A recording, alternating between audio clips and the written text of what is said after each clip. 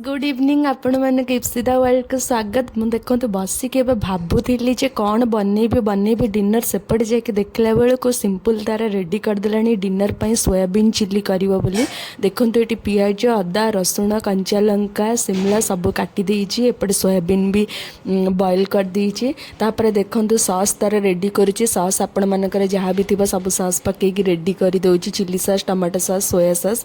तापर पैन गरम कला पर देखो तेल पकईदेला टिके तेल गरम हो आसला पर अदा रसुण पियाज कैप्सिकम जहाँ भी कटा होता सब पकईदेवे।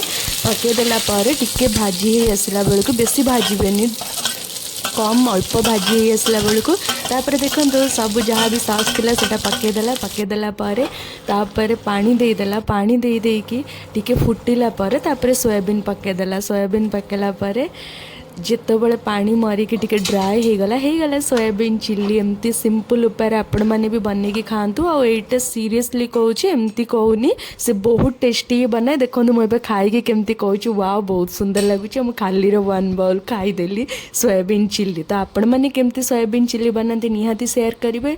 मोर शॉर्ट वीडियो एमती भल लगुले लाइक शेयर सब्सक्राइब करने को कमेंट करने को जमा भी भूलें। रोची बाय।